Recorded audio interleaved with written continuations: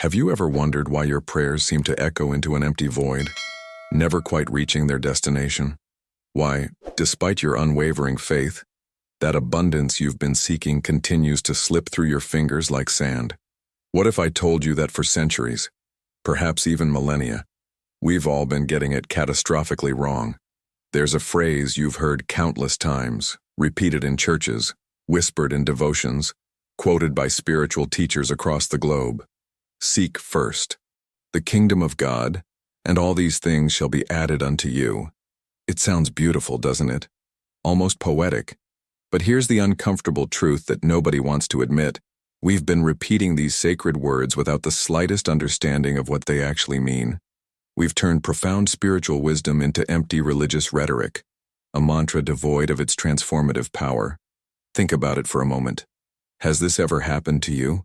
You've prayed earnestly for something, maybe financial breakthrough, maybe healing, maybe a relationship to mend, and yet nothing changes. You've tried visualization, positive affirmations, reading every self-help book you could find, attending every church service, doing everything the spiritual gurus told you to do. But still, that deep sense of lack persists. Still, you feel like you're chasing something that remains perpetually out of reach. You're not alone in this struggle, and more importantly, it's not your fault. But before we begin, please hit the like button and let me know where in the world you're watching from today. It's always fascinating seeing who's joining us from around the world.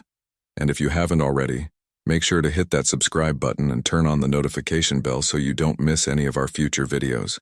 Now, what if the problem isn't your faith, your worthiness, or your spiritual practice?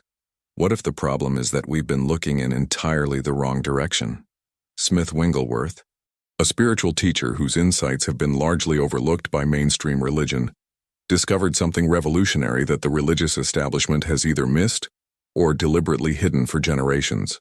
He uncovered that when Jesus spoke about the kingdom of God, he wasn't talking about some distant heavenly realm you access after death. He wasn't describing a reward system where good behavior earns you a golden ticket to paradise. He was pointing to something infinitely more immediate, more accessible, more powerful than anything we've been taught.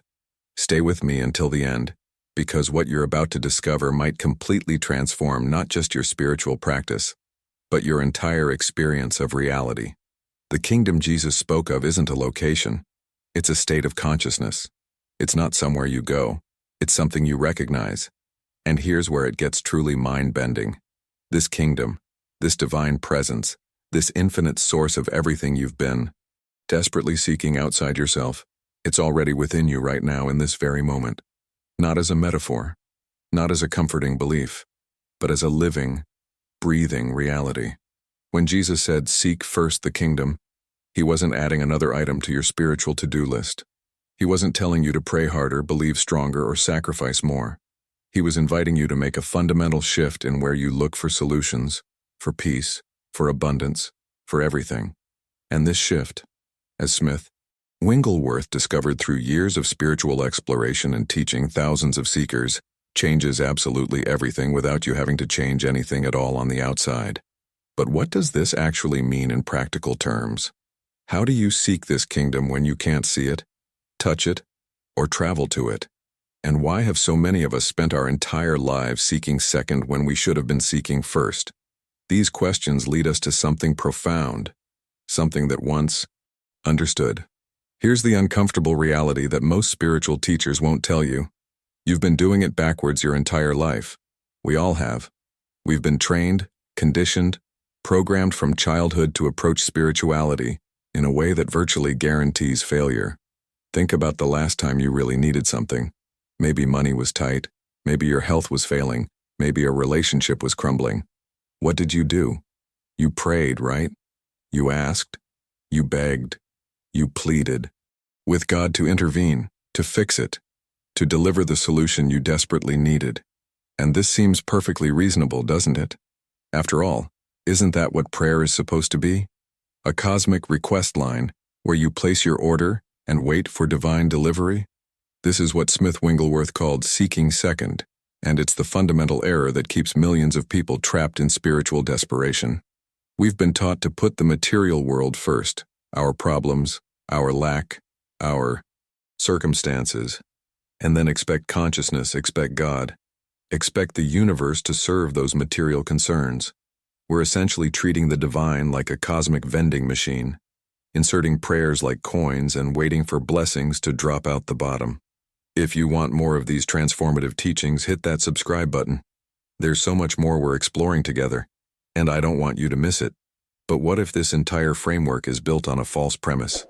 What if the very act of praying for things, of begging for healing, of desperately visualizing outcomes actually reinforces the exact consciousness of lack you're trying to escape? You see, every time you pray for abundance, you're unconsciously affirming that abundance isn't already present. Every time you beg for healing, you're reinforcing the belief in sickness as your primary reality. Every time you plead for divine intervention, you're declaring that you're separate from the divine, disconnected, powerless, waiting for some external force to save you. This is the hidden truth that transforms everything once you truly grasp it. God isn't separate from you. Infinite intelligence isn't sitting somewhere in the clouds, deciding whether you've been good enough, whether you've prayed eloquently enough, whether you deserve what you're asking for. The divine isn't a distant parent you need to convince or manipulate through the right combination of words and rituals. This is perhaps the most revolutionary insight Smith Wigglesworth shared with his students. The substance of your very being is this infinite intelligence. You don't pray to it as if it's outside you. You live from it, you recognize it, you rest in the awareness that it's already the foundation of everything you are.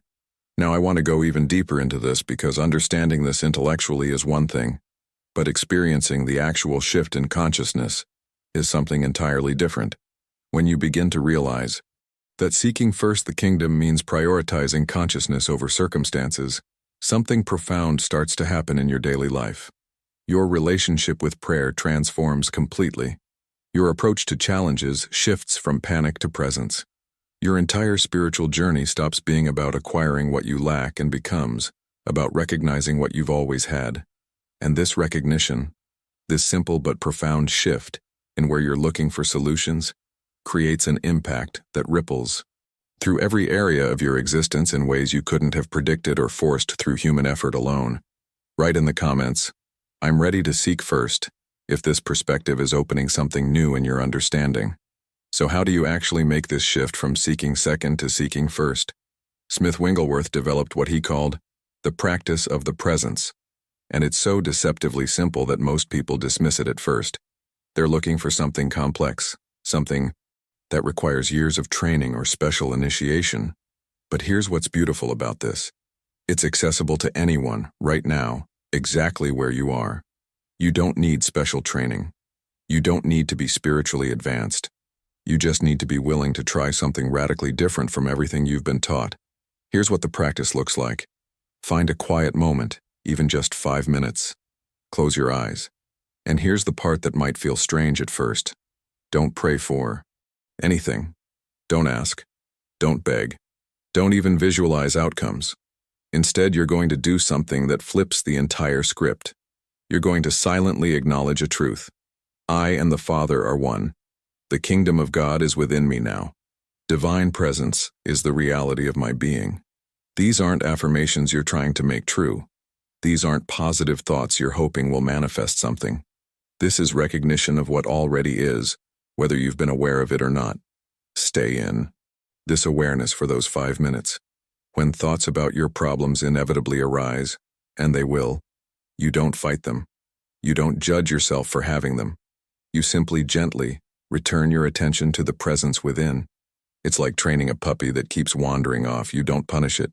You just guide it back again and again, with patience and kindness. This is the practice. This is seeking first in its most practical form. Now here's something crucial that Smith Wigglesworth discovered working with thousands of students on this journey. Results don't come from doing it perfectly. They come from sincere recognition. Some of his students experienced instant transformation the first time they tried this. Others practiced for weeks before feeling any shift. And the fascinating revelation was that the difference had nothing to do with spiritual talent, nothing to do with worthiness, nothing to do with how long they'd been on a spiritual path. The difference was simply the depth of their recognition. how genuinely they were able to acknowledge this truth versus how much they were just going through mental motions. If this resonated with you, go ahead and hit that like button. It helps this message reach others who need to hear it. You see, you're undoing years, maybe decades of conditioning. You've been programmed since childhood to seek solutions outside yourself. Every time life got hard, you were taught to look somewhere external for the answer, to other people, to circumstances changing, to divine intervention from above. This mindset has created neural pathways in your brain, belief systems in your consciousness, that automatically default to seeking second. So give yourself grace as you practice this. Some days it will feel profound. Other days your mind will resist and wander constantly. Both experiences are completely normal. Both are part of the transformation happening beneath the surface, often long before you see any external evidence of change. The key is consistency, not perfection.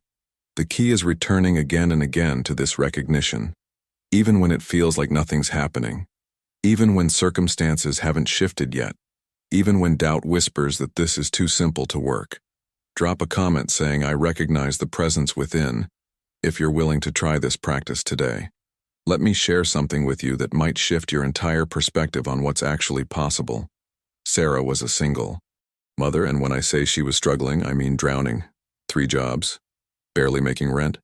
The kind of financial pressure where you're lying awake at 3 in the morning doing mental calculations, trying to figure out which bill you can delay this month without getting shut off. Every single day brought a new wave of panic, that sick feeling in your stomach when you open your mailbox and see another envelope you can't afford to deal with. She discovered Smith Wigglesworth's teachings almost by accident, and honestly, she was skeptical at first. The idea that she should stop praying for money and instead just rest in some abstract awareness of divine supply. When her electricity bill was overdue, it sounded like spiritual bypassing at best, dangerous denial at worst. But something in her recognized truth in what she was reading, so she decided to give it a genuine try. Every morning, before the chaos of her day began, she spent 5 minutes, not begging God to send money, not visualizing checks arriving in the mail, just resting in the awareness that infinite supply is the truth of consciousness itself. The first week, nothing changed externally. Bills still piled up. Anxiety still gripped her chest. But something subtle was shifting internally, a quiet knowing emerging beneath the panic. Then unexpected things started happening. A former client she hadn't heard from in 2 years called out of nowhere, offering double her usual rate for a project. Her landlord, without explanation, reduced her rent. Small things at first, then bigger shifts. Within 3 months, her entire financial situation had transformed. Not through strategy, not through working harder, but through what she described as remembering something she'd always known, like coming home to herself after years of being lost. And then there's Michael's story, which honestly still gives me chills. Successful businessman, had everything money could buy, except the one thing that mattered: his health. Stage 3 diagnosis. Doctors giving him months, maybe a year if he was lucky. He'd built an empire, but couldn't buy his way out of this one. Traditional medicine offered treatments but little hope. When he found Smith Wigglesworth's teachings, his first reaction was anger. This felt like false hope, like dangerous mysticism when he needed real solutions. But Smith Wigglesworth taught him something that completely reframed everything. The body wasn't the problem. His identification with the body as something separate from divine wholeness, that was the real issue.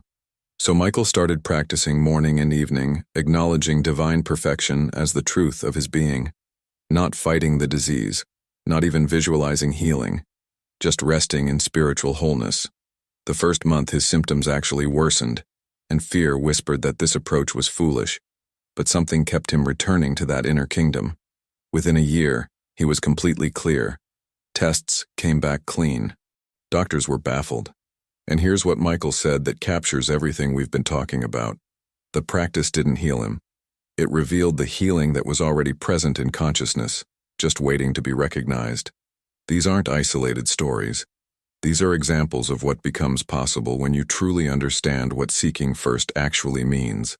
When you stop looking to circumstances to change and start recognizing what's already true in consciousness, reality itself begins to Shift in ways that feel miraculous but are actually just the natural expression of divine order. Comment: I'm ready for this shift, if these stories are resonating with something deep inside you. Now let me show you how this plays out in real time, in the actual messy moments of daily life. Because understanding these principles intellectually is one thing, but having a practical response when your world feels like it's falling apart, that's where the rubber meets the road. Smith Wigglesworth. Notice something fascinating about human behavior. The moment a problem appears, we have an automatic, conditioned response that happens faster than conscious thought. Financial issue hits, instant mental spiral. Unexpected health symptom, fear floods the system. Relationship conflict, emotional chaos erupts immediately. This reaction is so ingrained, so automatic, that most people don't even realize it's a choice. They think it's just reality. Problem appears, panic follows. That's just how life works, right? But here's the hidden truth that changes everything. That split second between problem appearing and your response to it, that's where your power lives. Smith Wigglesworth taught what he called the non-reaction technique. It's brilliantly simple. When a challenge arises, pause. Just pause. Before you start mentally solving, before you panic, before you reach for your phone or start catastrophizing about worst-case scenarios, take 3 conscious breaths. And during those breaths, turn within. Acknowledge the kingdom. Internally recognize that divine presence is the only real power operating in this situation. You're not denying the appearance. You're not pretending the problem doesn't exist. You're simply refusing to give it ultimate authority over your consciousness. You're choosing to seek first, even in crisis. This breaks the automatic pattern we've all been running on for years. Instead of immediately seeking solutions in the material world, calling people, manipulating circumstances, trying to force outcomes, you address the practical issue from a centered place. And what's remarkable is that solutions emerge more clearly from this space. Actions flow more naturally. Outcomes unfold more harmoniously. This isn't magical thinking. This is a complete shift in how you engage with reality itself. But let me take this even deeper, because there's a subtle distinction here that most spiritual teachings completely miss. What you're doing in that pause isn't what most people think. Most spiritual practices operate on what Smith Wigglesworth called treatment. You affirm health because you believe in sickness. You visualize abundance because you feel lack. You pray for peace because you're experiencing turmoil. See the problem? Every single treatment unconsciously reinforces the very issue you're trying to solve. You're essentially saying, this problem is real, and I need to create the opposite to fix it. That's still seeking second. That's still putting the problem first and trying to use consciousness to solve it. Recognition is revolutionary because it's entirely different. You're not treating the problem, you're recognizing truth. Not because the problem isn't appearing to your senses, obviously it is, but because consciousness is more real than appearance. Divine wholeness isn't something you need to create through affirmations. It's an established fact. Infinite supply isn't something you manifest through visualization. It's spiritual law. Perfect peace isn't something you achieve through meditation techniques. It's your true nature. You're not trying to make these things true. You're acknowledging they already exist in the kingdom within, completely independent of whatever circumstances are appearing in the material world. This recognition doesn't fight appearance. It simply rests in what's more real. Write, I see the difference now, in the comments. If this distinction between treatment and recognition is clicking for you, there's something I need to address that might be causing you more exhaustion than anything else in your spiritual journey. Most of us have been operating under a massive misconception about how life actually works. We've been taught that results come from effort. The harder you work, the more you push, the more you force outcomes, the more success you'll achieve. So we exhaust ourselves. We grind, we hustle, we manipulate circumstances, control every variable, try to make things happen. Through sheer willpower. And yes, sometimes it works. But at what cost? You're tired, burned out, running on empty while trying to fill everyone else's cup. Smith Wigglesworth identified this as the fundamental difference between human effort and divine activity. One drains you, the other energizes you. One comes from a consciousness of lack, a desperate scramble to get what you don't have. The other flows from fullness, an inspired expression of what already is. He called this living by grace. And it's not about becoming passive or lazy. It's about recognizing there's a natural flow of good from consciousness to experience that you can either align with or exhaust yourself fighting against. When you truly seek first the kingdom, something shifts in how you take action. You stop forcing. You stop straining. You stop trying to control every outcome through manipulation and willpower.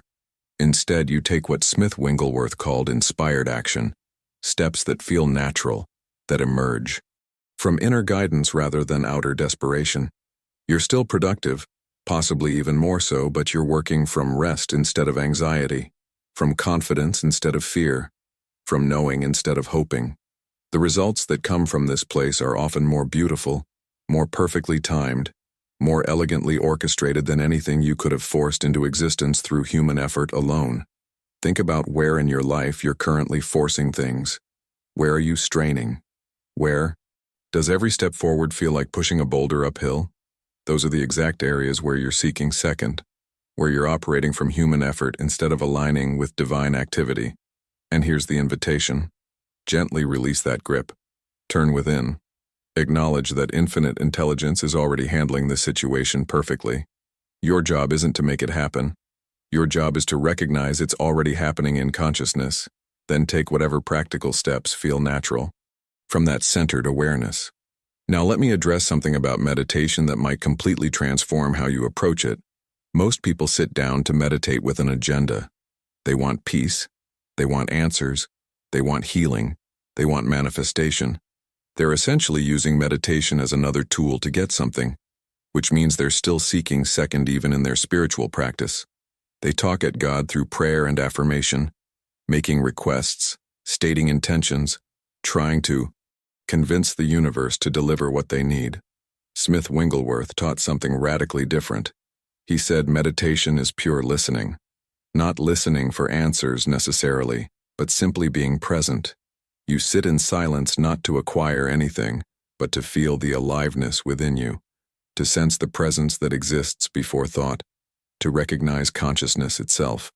This requires nothing from you except willingness to be still. No mantras needed, no visualizations required, no complex techniques or years of training. Just quiet awareness of awareness itself. You sit comfortably, close your eyes, and simply be present to presence. When thoughts arise, and they absolutely will, you let them pass like clouds moving across the sky. You don't fight them. You don't judge yourself for having them. You just gently return to the stillness beneath all thinking. This is the kingdom. This awareness, this presence, this consciousness that's observing everything. It has no problems, because it exists prior to all appearances. Comment, I'm learning to listen, if this approach to meditation feels like coming home to something you've always known. Now here's where things get real, and I want to be completely honest with you about the resistance you're going to face. The moment you start practicing this, your conditioning is going to scream at you. Your mind, programmed by years of crisis management, will insist that circumstances must be addressed immediately. That bill sitting on your counter, it demands attention right now. That health symptom that showed up, it needs treatment immediately. That relationship conflict, it requires fixing this instant. And this objection feels completely valid, doesn't it? It feels practical, responsible, grounded in reality. But here's the trap that Smith Wigglesworth identified. This urgency is exactly what keeps you stuck in the cycle of seeking second. Your real-life struggles, the ones you're facing right now, exist precisely because you've spent your entire life prioritizing circumstances over consciousness. You've trained yourself to react immediately to every external situation, giving material appearances ultimate authority over your state of being. And where has that gotten you? Probably right back here looking for answers because the old approach isn't working. Seeking first doesn't mean you become irresponsible. It doesn't mean you ignore your bills or neglect practical issues or pretend problems don't exist. What it means is addressing them from the right foundation. You can acknowledge divine presence even while calling your doctor. You can recognize the kingdom within even while paying your bills. The difference is internal priority, not external action. When your house is on fire, you absolutely call the firefighters. But you can seek first in your consciousness, while taking second the appropriate practical steps.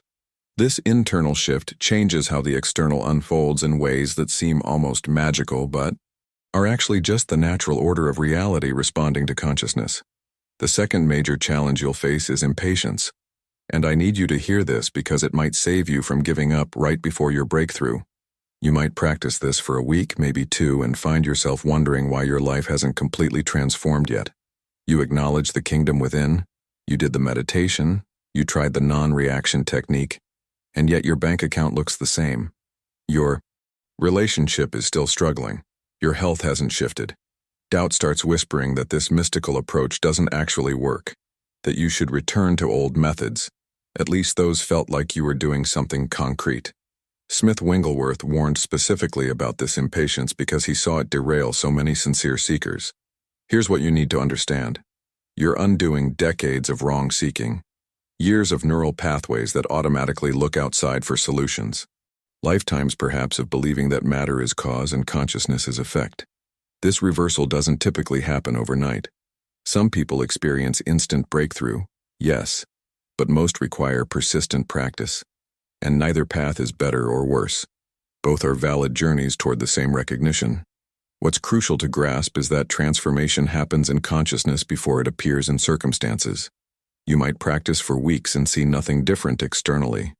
Your mind will use this as evidence that nothing's working. But something profound is occurring beneath the surface. Neural pathways are literally rewiring themselves. Belief systems that have governed your reality for decades are dissolving. Your consciousness is expanding into a new understanding of how life actually operates. The outer world must eventually reflect this inner transformation. Not because you're forcing it, but because that's spiritual law. Consciousness is cause, matter is effect. When you consistently prioritize the cause, the effect has no choice but to shift. Type, I trust the process if you're willing to give yourself the grace to transform at your own pace. There's something critical I need to share with you about why this practice might not be working for some people, even when they're sincere about it. Most of us compartmentalize our spirituality. We carve out a sacred 20 minutes in the morning for meditation. We acknowledge the kingdom within. We feel connected and centered. And then we close our eyes, stand up, and immediately shift back into ego consciousness for the remaining 23 hours and 40 minutes of our day. We visit presence briefly, then spend the rest of our time residing in problems. We touch the kingdom momentarily, then live from circumstances permanently. This split consciousness is why transformation remains elusive for so many sincere seekers. Smith Wigglesworth taught something far more radical than occasional spiritual practice. He said seeking first must become continuous awareness, not constant meditation. You still have to live your life, work your job, have conversations, handle responsibilities. But underneath all that activity, there's an ongoing recognition, a remembering. As you work, you silently know divine intelligence is guiding you. As you interact with others, you recognize presence in everyone. As you face challenges, you remember the kingdom within. This isn't mental chatter or forced thinking. It's living from a deeper awareness beneath the surface level of your mind. The practical way to develop this is beautifully simple. Set gentle reminders throughout your day, maybe on your phone, maybe sticky notes in strategic places, maybe just mental bookmarks at certain activities. Simple phrases: kingdom within, divine presence, seek first. These aren't tasks to complete. They're invitations to remember, to come back to consciousness, to recognize truth in the middle of your ordinary day. Each reminder pulls you out of autopilot reaction and back into aware presence. Over time, something remarkable happens. This remembering becomes automatic. It shifts from being something you do to being who you are. It becomes your default state rather than an occasional practice you have to remember to perform. And this is where total transformation actually occurs.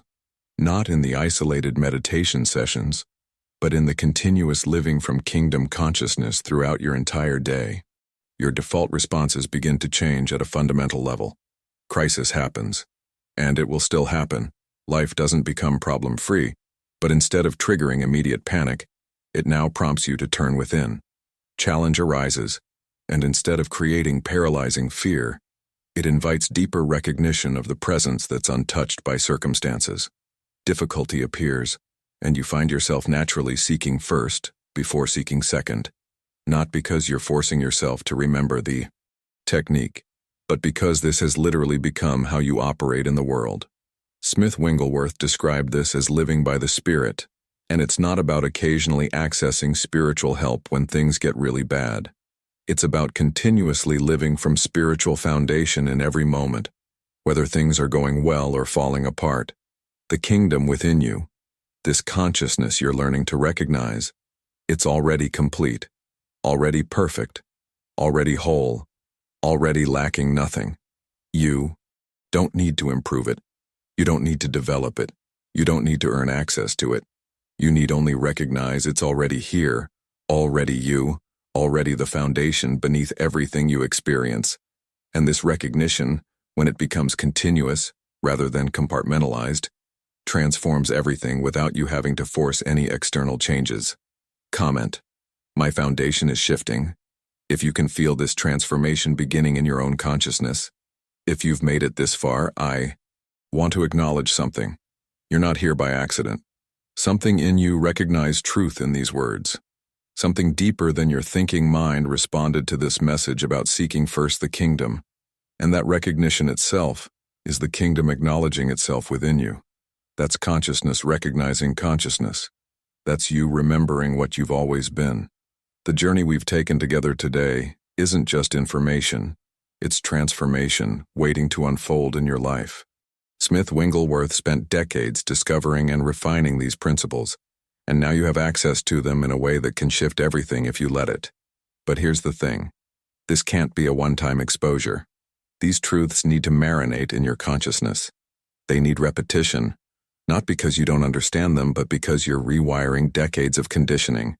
That's exactly why I'd love for you to subscribe to this channel, not just to support what we're doing here, but because I'm committed to bringing you more of these transformative teachings, more practical wisdom, more depth on living from kingdom consciousness in your everyday life. There's so much more to explore together, and I don't want you to miss a single piece of what's coming. If this resonated with you, if something shifted inside while you were watching, go ahead and hit that like button. It helps more people discover this message, but honestly, it also lets me know this content is landing, that these teachings are meeting you where you are and serving your journey. And leave me a comment saying, this message was meant for me, if you feel like this video found you at exactly the right time. I read every single comment, and I'd love to know you're out there, that you're on this path with me. There's a video right here that takes this even deeper. It explores what happens when you actually live these principles in the hardest moments of life. Click and continue with me over there, because what you've learned today is just the beginning of something much bigger.